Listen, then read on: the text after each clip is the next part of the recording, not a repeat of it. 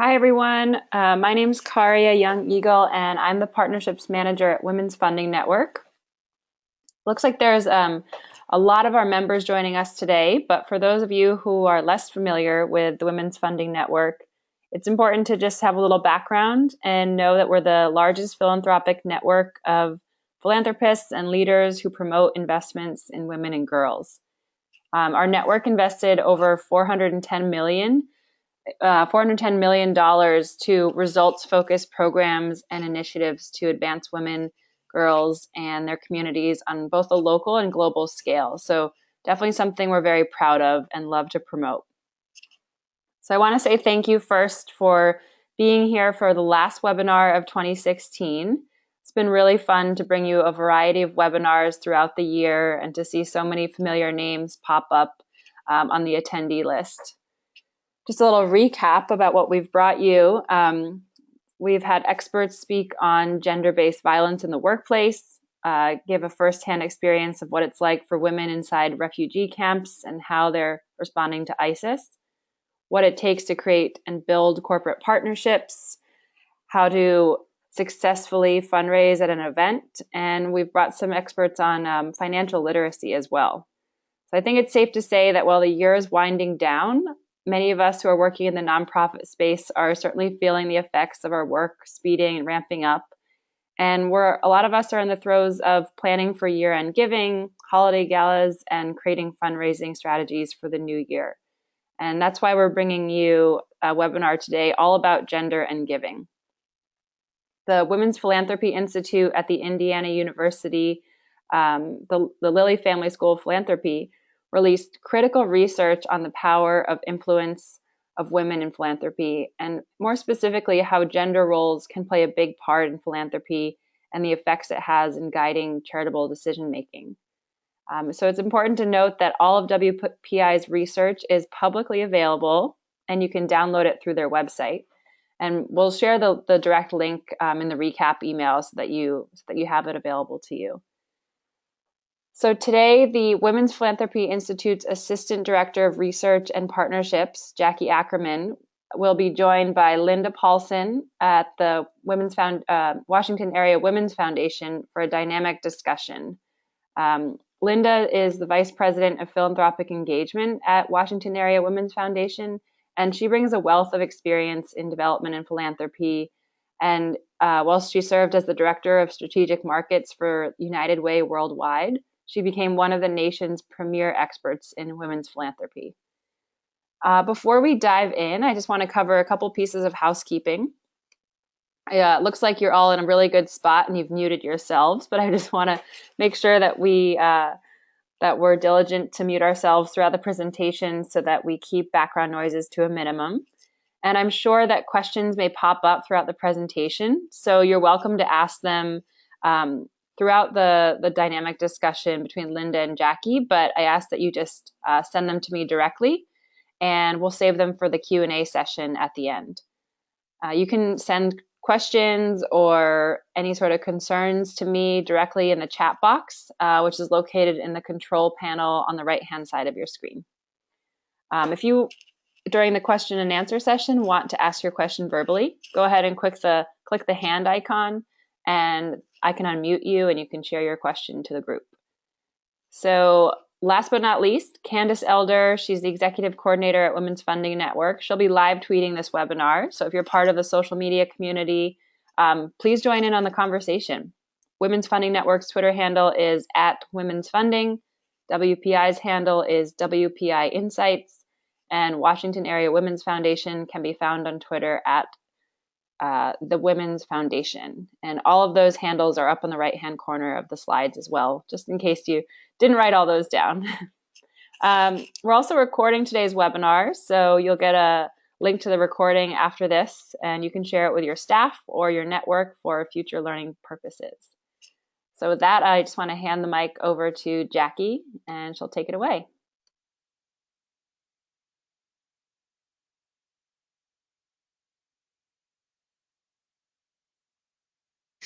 Hi, Hi, thank you so much, Karia, for your introduction, and I am thrilled to be here speaking to you all today. It's a great group of people we have together for this webinar. So I'll just briefly give you an introduction to the topic today. The research that I'll be presenting to you was released earlier in the year, in May. If you haven't already, you can find the report and some other materials online at our website, which Karia will send you a link to in this follow-up email. The research that I'll be talking about today was conducted as a result of the Women's Philanthropy Institute receiving a grant from the Bill and Melinda Gates Foundation.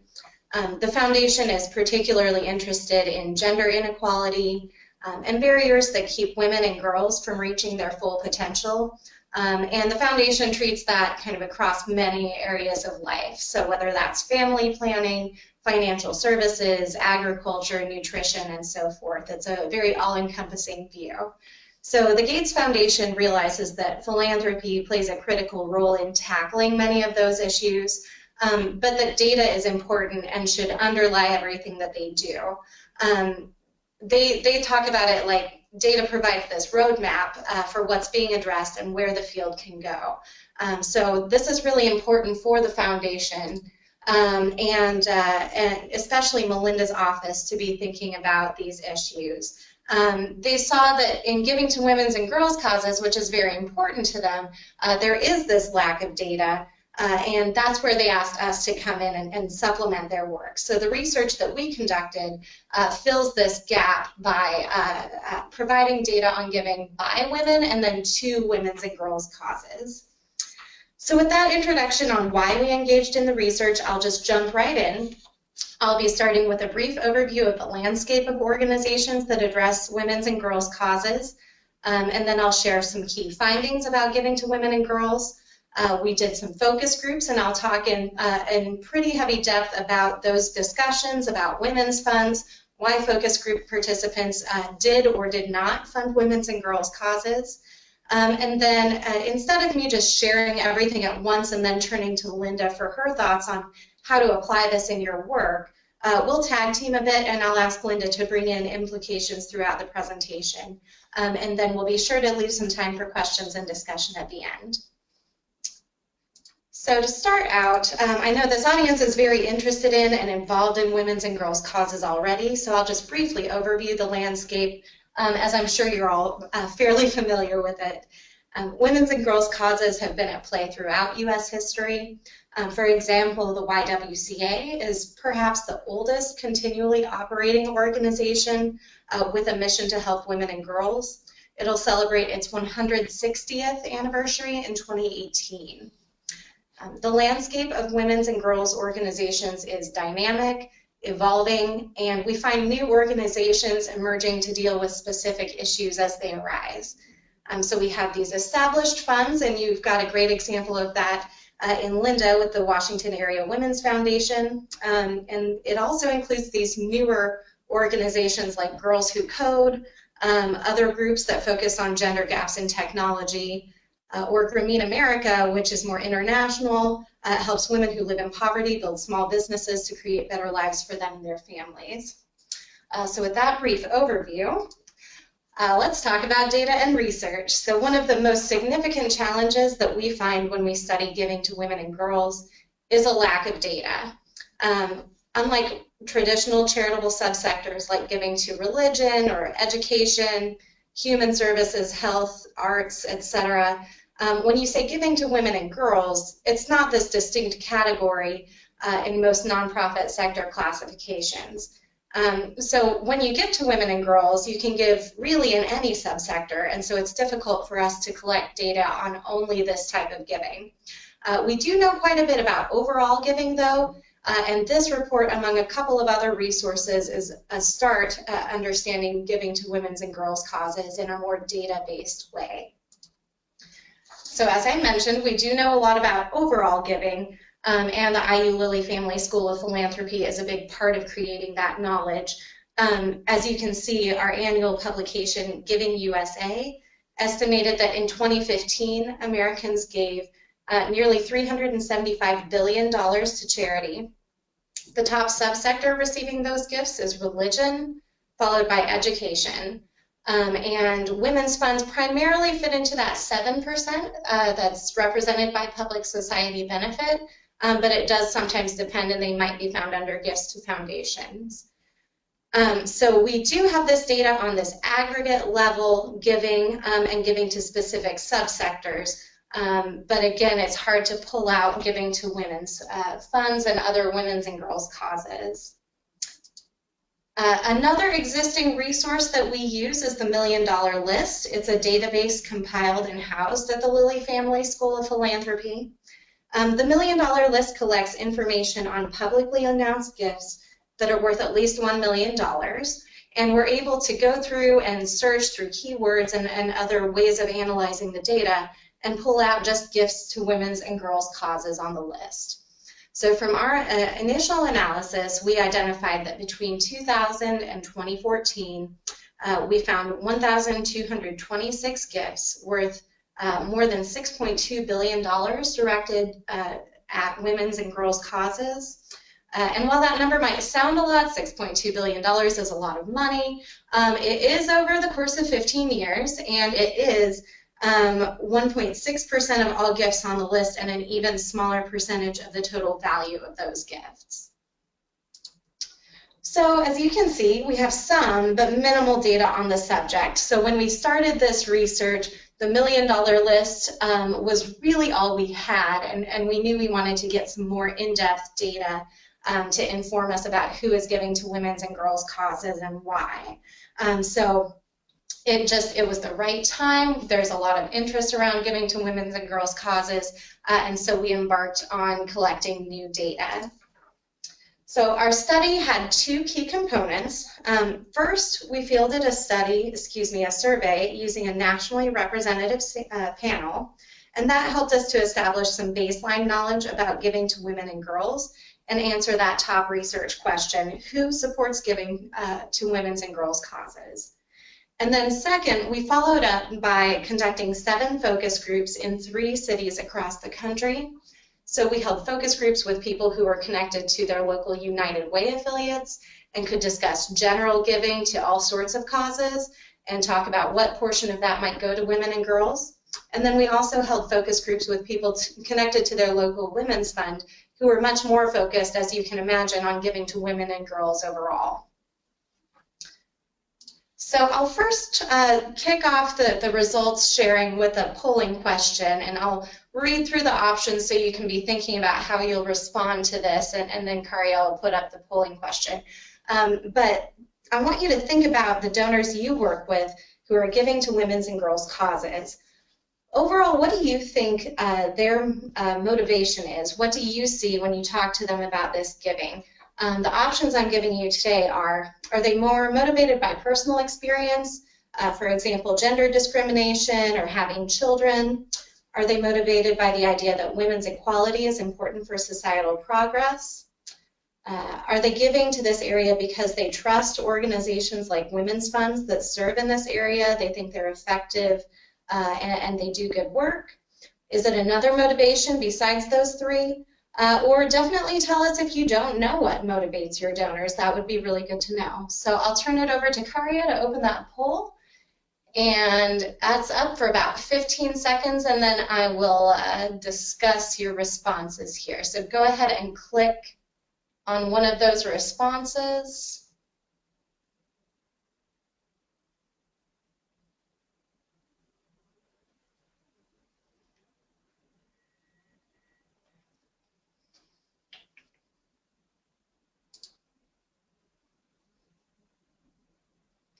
All right, and then Kariel will just pop those results up whenever we are ready to do that.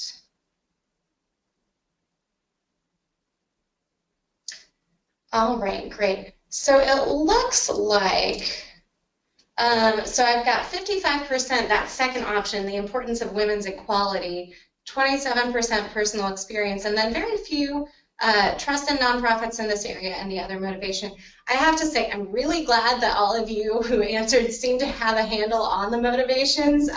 We know that motivations are really the key to a good fundraising relationship. If you don't know where that giving is coming from, then it's really difficult to engage and ask for more giving from that donor. All right, great. So let's move on, and you'll see I'll talk through all of these motivations in the results, and you can kind of see how your answers mesh with our results. So we conducted focus groups, talked to donors, and heard their personal stories about why they gave and what led them to give to certain issues and causes. And we've developed these larger themes from that. So I'll just go through these in order. We encountered 4 key motivations and factors that influence giving to women's and girls' causes. These are reasons why donors focused on giving to this area and that we found were unique from other types of donors that give to not women's and girls' causes.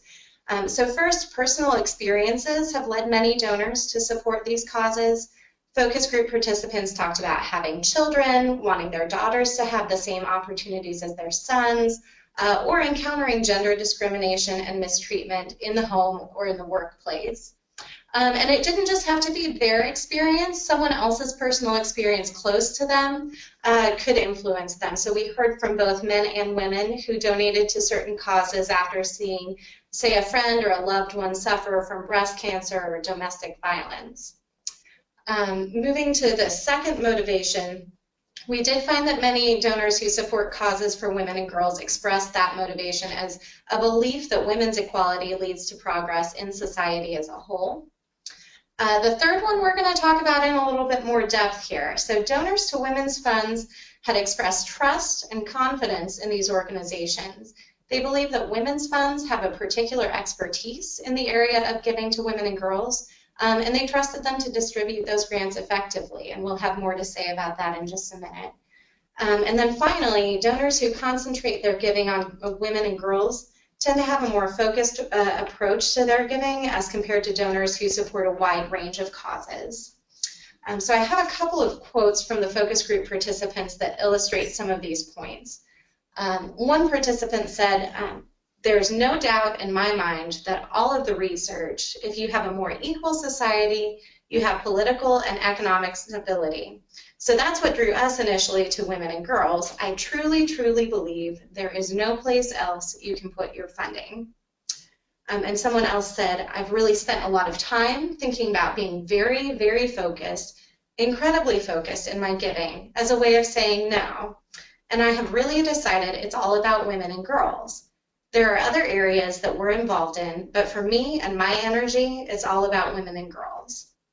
So I'll turn now to Linda from the Washington Area Women's Foundation. Linda, you and I have had a couple opportunities now to discuss these motivations. Can you talk to us a little bit about if these findings resonate with you? Does anything surprise you here, or does this sound like what you would hear from your donors? Yeah, thanks so much, and what a great kickoff to the webinar, Jackie. Thank you. So I'm excited to be here, and yes, Jackie, I absolutely find that our donors talk about these things all the time. I've just been with the Women's Foundation in Washington, D.C. for just over a year now, so I've had an opportunity to sort of do my personal discovery. Folks on the line, I'm sure, are doing all of that with your donors as well. And these themes are very much parallel the kinds of things I heard directly from our donors, and especially in connection to the personal experience. And of course, at Washington Area Women's Foundation, we're really focused on increasing the economic security for women and girls. And so the experiences that align to that mission. And so I have seen that that's a huge driver in our organization. As a matter of fact, several of our board members have personal stories. They grew up in families that were not always sure where their next meal was coming from. One of our board members shared her story at our big luncheon in October. That raised $882,000, by the way, saying it's hard to pull yourself up by your bootstraps if there's no community around to support you. And we also have many women involved who have not experienced the poverty firsthand, but they care anyway because they have seen how sexism impacts their opportunities, connected to your point too, and they understand that its impacts are more dire for low-income women. And in many instances, of course, we help them make that connection. So I think the other piece about experience is that we can't forget that engagement is key for this group. It's a major player in women's philanthropy, and we really can create the experiences, but it's not easy to do. We are rebuilding our engagement efforts here, and we're going to start and play to our strengths. So we're going to begin with the corporate council as a conduit to more women donors, and we're going to work to breathe new life into the donor experience for 10K and above donors. The word trust here really jumps out at me. It has been so valuable to me as a fundraiser to work at an organization that really does have a lot of trust from our donors, and I think having come from some organizations that may not score as high on the trust, I definitely see how that plays into our success in women's funds. And so I know it's a big deal for donors and nonprofits, no matter what type of work you do. The focus group participants were interested in this area, but the key driver was that they trusted women's funds to do the vetting of specific organizations, so they didn't have to do it. And knowing that so that was important. And then to take that one step further, some things that I had heard from our donors is that they are more likely to value the fact that we reach out to many organizations, and those organizations are supported through us as well. I'll talk more about that later. I'm realizing that's not a point for the next slide. But we also know women are more likely to be loyal when they trust. So the loyalty and the trust has two big impacts on fundraising. One, we have to be bold in our asks, and we need to ask for more and more. So I always push myself to think, why shouldn't I ask for that extra zero before I go talking to donors? And then two, we need to be successful. We'll be more likely to be successful when we're referred by our loyal and old friends to new friends. And then the final thing I would say is that trust is very much linked to leadership, and that is a key driver of larger donations. So that goes hand in hand. We know our business and we do it well. We think boldly and we drive to outcomes. At our luncheon, our CEO, Jennifer Lockwood-Shabbat, said, "Don't talk, act, don't say, show, don't promise, prove." And that really resonated with our audience. Great. Thank you so much, Linda. So I really appreciate your insights from the research side, having that true-to-life experience that you bring to the table. So I will take this opportunity now to dive deeper into that point about women's funds. Not all of this information is found in the full report that you'll find on our website. This is some additional material that I've pulled from our focus group findings that might be of particular interest to you since you're connected to women's funds. So in general, donors to women's funds were very positive about those organizations and were very excited to be involved with them. Our focus group participants pointed out 3 key benefits of working with and donating to women's funds. So first, donors identified that the women's funds provide the service of vetting nonprofit organizations. Donors don't seem to have the bandwidth as individuals to know about and fully understand all of the organizations operating in a certain space, such as women's and girls' causes. So they really benefit from having a women's fund to do that vetting. They appreciate that, they recognize that that's a lot of work, and they express a lot of trust in the women's funds to make the right decisions about where to make investments. They were impressed by leadership's decision-making. And this also benefits the nonprofits that the funds end up giving money to, because it gives them this seal of approval, so to speak, from the Women's Fund. And second, donors appreciated women's funds for their ability to connect them with nonprofits as well as other donors. Some focus group participants mentioned that by being involved in the grant committees, they became much more informed about and connected to local nonprofits that were working on women's and girls' issues. Other donors were glad that women's funds allowed them a forum to connect with other women who are interested in funding the same types of causes. And third, donors highlighted the systemic approach that women's funds seem to take to supporting these causes.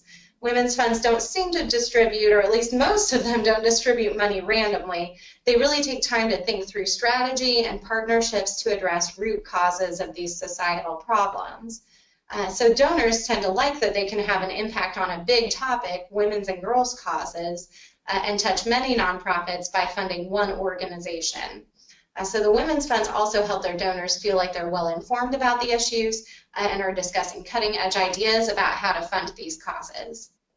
We had so many great quotes from the focus groups when donors talked about the women's funds they were connected to.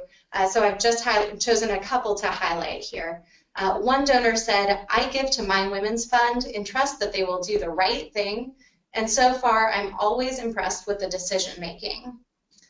Another person said, "All of my women's and girls giving is through the Women's Fund. They have the best connections and they have such a broad knowledge of what's out there. When you sit in a grants committee meeting, you learn about the little tiny mom and pop shops and the big, huge ones." And as one final example, a participant said, "I appreciate the Women's Fund because of the collaborative pool giving they do and the vetting that they do for all of the great organizations doing great work. I can't know about all of those groups, and I really appreciate their knowledge and understanding of particular grassroots groups working with underserved women and girls." So now I'll turn back to you, Linda. Does this sound like what you hear from your donors at Washington Area Women's Foundation, and how are you fulfilling those responsibilities to your donors?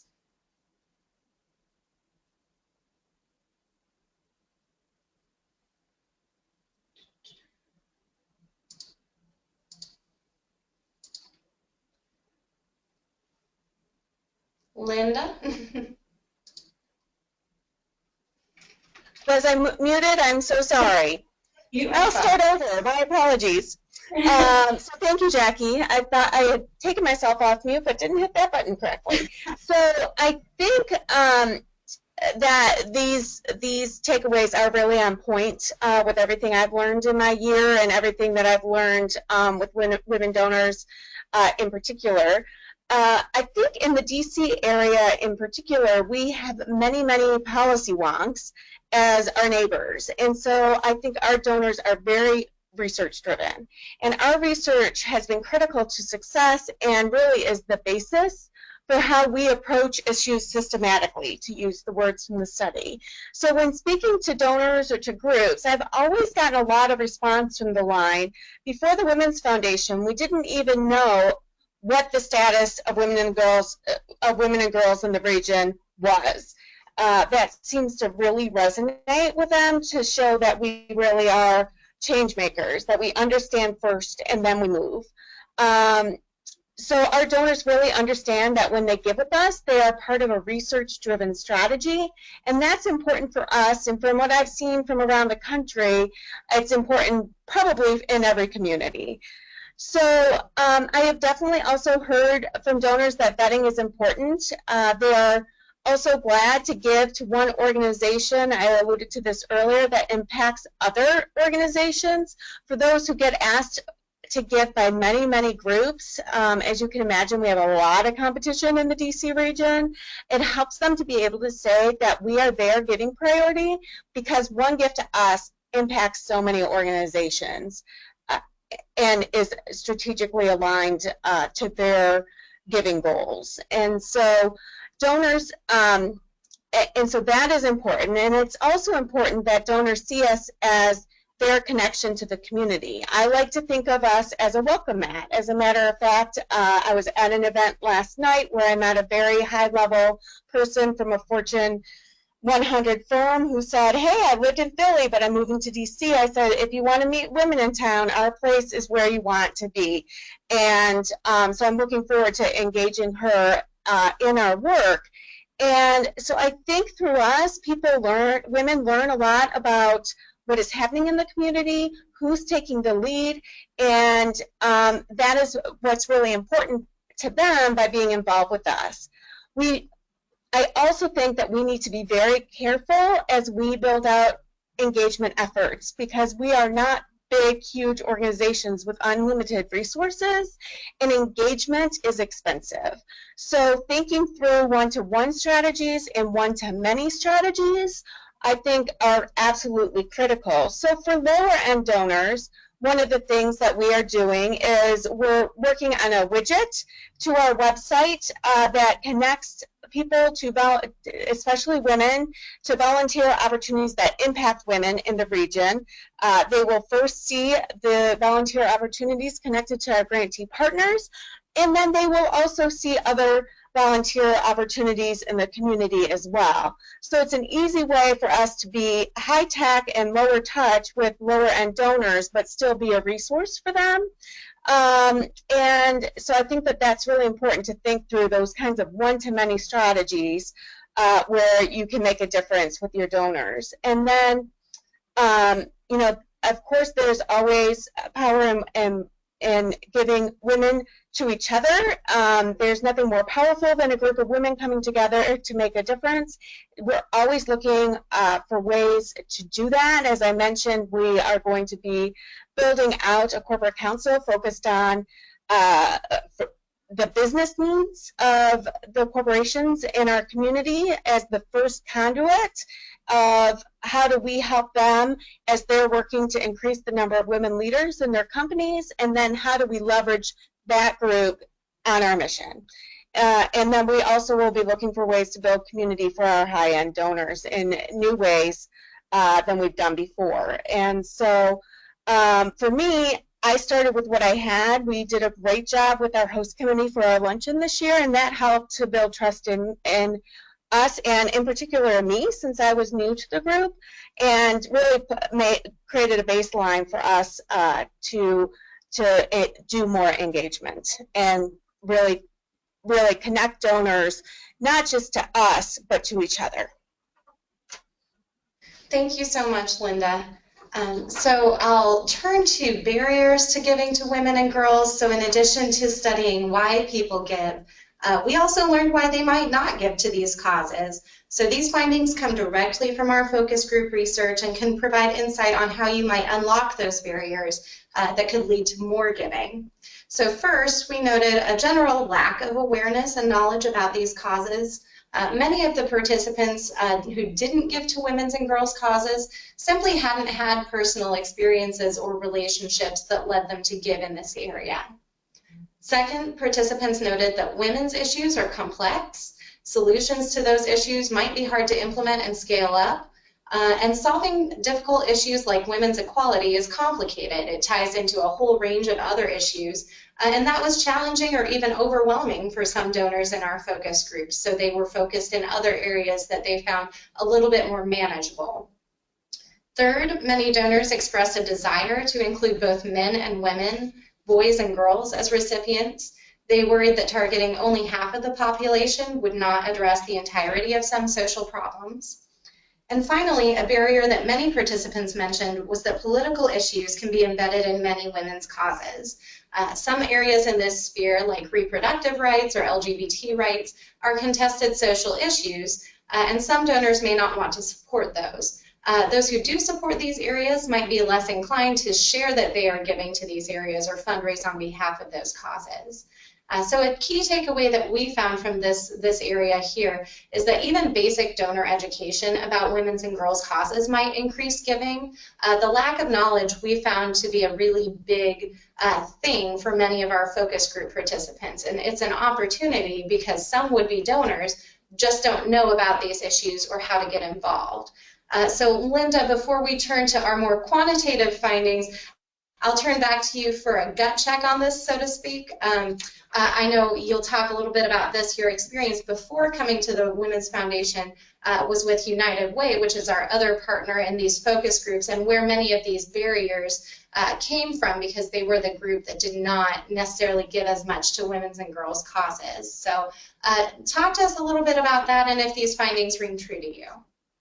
Great, thanks so much, Jackie. And as a matter of fact, I actually feel like I know the United Way donor base a little bit better, having spent 2 decades working with them. And so it's fun for me to think about these barriers and how we can really work through them to expand our donor base for women's foundations. So just to give folks on the phone an idea, you probably know this already, I left working for United Way about 4 years ago, and United Way Women's Leadership Councils had been in existence for 12 years at that point, and they had just celebrated raising $1 billion. So they're a bit successful in their efforts in what they do. And so I think it's interesting hearing the lack of knowledge or connection to women's and girls' causes. A lot of these folks get connected into United Way through the workplace, and there is less conversation about our causes there. Let's just be frank about that. I still believe that these donors see themselves as helping women and girls. Most of the agencies that United Ways fund do help women and girls. They do not exclude women and girls. And so I think that connects back to the challenges that we have in the data and not listing women and girls in particular. So any of the United Way funding wouldn't show up in that area. But you know, when I dug deeper into this back when I was there, I learned from the research team there that over 70% of the people served through United Way dollars were actually women and girls. And I'll be very honest, I doubt a lot of people in the United Way world even know that. It's one of those things I learned from my role and left before I could get it out to everybody. So I don't think it's the fact that we support women and girls that actually differentiates us. I think it's that we more clearly see that women are the solution and that there's solution here in our own communities. I think people get that women are the solution globally somehow, but they haven't figured that out as much here, that women really lead the families, and when you invest in women, you invest in the entire family. So, so back to the fact that women are solutions, you know, that if you don't recognize that women face unique barriers in getting ahead, you're missing a significant root cause and won't find the solution to economic stability or whatever else it is that you're looking at. For us, it's economic stability. That mission is kind of aligned with what United Way's mission is, quite frankly. Our differentiator is our focus on how women can drive the change. So it's not surprising to me, though, this number 3, the desire to help women and men as recipients. I think the rest of this study, the rest of that line there also is the desire to include girls and boys. And so it's not surprising to me that I often get asked this question. Well, I would invest in women's funds, but I also want to help boys. And my answer to that question is pretty simple, and I'm sure it's the same one you have, that when we invest in women, we invest in whole families, including sons, and we know when we invest in women, families are stronger, and so is our community. So, so that to me is all very interesting. Honestly, I have not heard as often the retort that women's issues are complex. I do think that this goes back to the issue of trust. A few years ago, I learned an interesting assessment of trust, but it has 2 parts. That number 1, your intentions are true, and that you are capable of delivering on your promise. So, for example, I would not trust the greatest rocket scientist in the world to perform open heart surgery on someone I love. So in our communications, we really drive home that our intention is true and that our strategies are working, and what we need to do is invest more in them to really help people understand that there are key strategies that can drive the change, and it breaks down and makes the issues feel less complex, less scalable, and that if they invest with us, that they're able to really make a difference on the issue that they care about. So I believe that donors really want to solve complex problems, and that they need to trust that we are the right partner to deliver on the solution. So, and then finally, I would say the political issues embedded in women's issues could be a subject of its own webinar. So just briefly, I will mention that I really see this as a place for us to lead and differentiate. every year I worked on United Way campaigns. I would have to update my question to the answer. I won't give to United Way because they support Planned Parenthood. And so, you know, women's issues tend to still be a loaded issue for companies, and they try to stay away from them. I think we're differently positioned, and that when we do what's best for women and girls, some will support us and some may not, but I'm a big believer that when you try to please everyone, you end up pleasing no one. And an example of this that came to mind while Jackie was talking is that we lead a group of funders, a funders collaborative on early care and education here in the region. And some of our corporate partners have said to us that the value is that they can be part of something where they can voice something on early care and education that they might not have been able to do with just their corporate voice and just alone. And so I really do think that the fact that we can lead in this space is something that we can use to build and to grow. Thanks again, Linda. And as we turn to the next section of results, I'd like to check in with you. We'll do one quick polling question. I am mindful of our time, so if I'm going through these a little quickly, let's participate in the poll question, and then I'll run through some of these more quantitative results.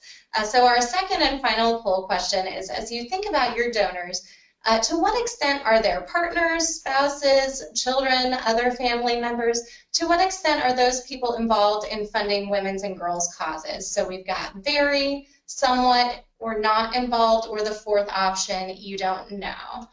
So I'll have Karia is opening up the poll now, so please go ahead and respond to that. All right, just a few more seconds. All right, so it looks like we've got most people saying that their families are somewhat involved. It's interesting that no one has responded that their donors are very involved alongside their families in giving to this area. What's also interesting to me is the level of I don't know responses, and that's really important. If you answered I don't know, that's something to pay attention to and start asking about. Based on some previous research in the field, we expect that the more involved a spouse, a partner, or another family member is in giving, the more a donor is going to give. So it's important for you to ask yourself, you know, who are you bringing to the table when you ask a donor to come in? So moving right along, and again, hoping to get to some Q&A, so please let me know during the Q&A if you have additional questions or if we rolled over some of these points and you want some additional information. So from our survey data for these next few slides, we show that about 2/3 of respondents give to charity, which lines up pretty well with our other studies. And then of those donors who give, anywhere, nearly half of them give to causes for women and girls. So that's 30% of all respondents, keeping in mind that that very dark purple over there are the percentage of people who don't give at all. When you break down giving to women's and girls' causes by gender, about 50% of women donors give to these causes, and we were pleasantly surprised to find that 40% of men donors give to these causes as well. These are some findings from our statistical analysis, so I won't go into too much detail here with all of the details of the analysis, but first we found that overall female respondents are about 8% more likely than their male counterparts to give to women's and girls' causes. Second, considering that they're already more likely to give, they're also giving larger amounts to these causes than men. I want to note that this controls for things like education, income, etc. When you look at the raw dollars, sometimes men do give more, but that doesn't necessarily take into account that they tend to be making more money or coming from more wealth. Third, when we drilled down to looking at just singles, single women are more likely, 14% more likely to give to women's and girls' causes than single men. And then fourth, we looked at just married couples, and married women are marginally more likely than married men to give to these causes, about 6% more likely. Next, we look beyond gender at other demographic variables. So we found that age and income were very significantly important. So they kept being important no matter how we did the analysis. In other words, older people are more likely to give to women's and girls' causes, and wealthier people are more likely to give to these causes. These are things that affect charitable giving more broadly, so this isn't too surprising. It is interesting to look at some things that aren't significant, that we find are significant normally in overall charitable giving. So whether you have children, whether you're working, your race, your education level, don't seem to affect whether you give to women's and girls' causes, which is a pretty interesting finding to us. As I mentioned above, women's and girls' causes encompass many different types of organizations, from women's centers, domestic violence shelters, to advocacy organizations. So we looked at the type of organization serving women and girls, and we found that women are more likely than men to give to these specific subcategories.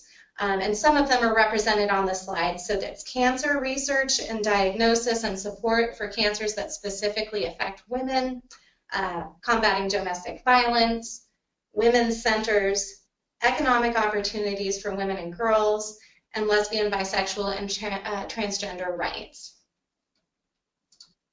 And finally, we looked at the relationship between giving to women and girls and other societal issues that we asked about. So we asked if people prioritized certain values in society or certain issues. And so donors to women's and girls' causes were more likely to say that women's rights are important to them, human rights are important to them, and community development was important to them. And then they were less likely to indicate that tax policy was important to them. And this kind of lines up with how women and men donors behave and prioritize things as well. But this is looking specifically at how they're giving to women and girls. So turning away a little bit from the actual findings, more toward implications and pulling everything together to a close and turning to you, the work I've discussed today has implications for a range of individuals and organizations. We've talked a little bit about that, but I'll dive into these a little bit deeper, just briefly. We look at implications from the donor, fundraiser, and nonprofit perspective. So for donors, we hope that this information from this study would allow them to compare their experience with the general research findings we've highlighted, and find out where they can be more engaged. For fundraisers, they can take our findings and look at who gives to women's and girls' causes and why, and use that and those motivations to craft effective fundraising appeals. And then nonprofits, I think, can take a lot away from the barriers that we've highlighted, and look at how can their mission connect with these individuals who might not otherwise give to the organization. How can they find some sort of personal experience or other connection with that donor?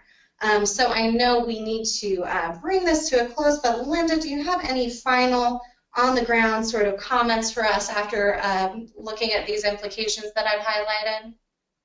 Yeah, I would just say quickly thank you to you and to Deb and to Andrea and everybody at WPI for all you do for us to help us understand. You're a phenomenal resource, and we really, really appreciate it. A couple of quick closing thoughts is I'll use the motivation information to do deeper discovery with my donors. It's awkward to say, hey, do you trust us? But I can say recent research finds that donors who invest in women's foundations have trust in us. Do you agree, or why not? Our donors who participate in the study really valued being part of it, so I am thinking about doing a survey that will be informed by how you structured your research of my donors early in the year. And finally, I would just say, being new to the Women's Foundation world, I'm honored to really be part of this webinar, and I look forward to learning from everybody who has joined us for the webinar today. And the very last thing I'll say is be sure to read the report. There's more information in the report than we covered on the webinar, and it's really valuable. Thank you so much, Linda. I'll just say a few more words. So we're hoping that this research can move the field forward. Again, this research was published in May, and we're already we hit the road. We're doing more research on giving to women's and girls' causes, and we expect that will come out next fall. So we're doing a much deeper dive into the motivations and so forth, and so watch out for that next year. Just to conclude, I really appreciate the opportunity to present to all of you. We've got a few minutes for questions and answers and any discussion items. I do want to mention quickly that the Women's Philanthropy Institute is hosting a symposium in Chicago in mid-March 2017. Want to give a little plug for that. It would be a great event for all of you to attend or for your colleagues to attend, and a link to that symposium website will be included in our follow-up email. So I'll turn it over now to Karya to manage our last few minutes and take some questions. Great, thanks so much, Jackie, and I'm really looking forward to reading that next report that comes out in 2017. There's been some really good questions coming in throughout the presentation, and I encourage you to send them in, send any more questions that you have in, but we'll get started with one question. I think, Jackie, this one's probably for you. In this study, this seemed to be only about giving in the U.S. So what about giving globally, giving outside of the U.S. to these causes? Sure. Well, we have, you're correct. The questioner is correct in that this did look at women's and girls' causes within the U.S. Now, the recipients could be international. So when we talked to our focus groups, a lot of them did talk about international organizations that they supported, but the donors were all in the U.S. Our current research agenda is really U.S. focused just because it's so much easier for us to do research here, and and there's so much to do. We haven't exhausted it at all. But there is a lot of good research going on, particularly in Europe, etc. So I would recommend that you reach out and find that research, and we can be a resource in looking for that. But you are correct. This is very U.S.-centric, even though the recipients of the funding that do benefit women and girls, those might be around the world. The donors are in the U.S. Great. Well, maybe we can send some links to those resources that are based in Europe in the recap email. Yes. If anyone's interested in that. So you've presented a lot of this research on women and girls as recipients of giving, but do you have any research about women as donors? Sure. This is Jackie again, and I love this question because it really gets to the heart of what the Women's Philanthropy Institute is and does. We're actually conceived as an organization that looks at women as donors and women and men as donors. We like to say that we research gender in philanthropy, not just women's philanthropy, because what we care about are the gender differences. Most of our research looks at women and men as donors rather than recipients. This is kind of a new foray for us. So just to summarize a little bit, we've got a lot of research out there about this, and I'd recommend that you look at our website. But we know that women are more likely than men to give to charity. Women give more than men to charity, period, no matter what cause you look at, holding things like income and wealth constant.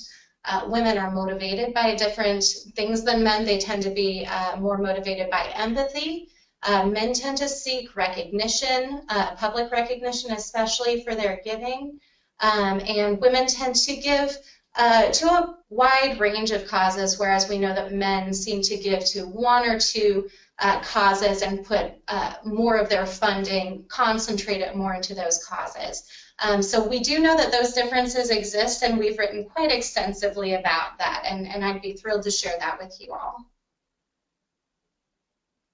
Sounds like we'll have lots of links to all this research in the recap. You guys have lots of reading to do. So another question that I think is great, especially for some of our members who run smaller funds. The question is, our women's fund struggles to get attention because we find a lot of our top donors want to remain anonymous.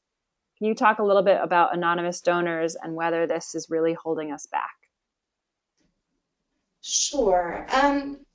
So we know also through our research that women are more likely than men when they make a gift to request to be anonymous. So we've heard that. You're not alone. We definitely hear you on that. The issue seems to be the way that people like to be recognized for their giving. So women, this impulse is more empathic. They just want to do it because it makes them feel good. They know that they're making a difference. Men, you know, the impulse to, I want my name on this building, or I really want to see that press release, etc.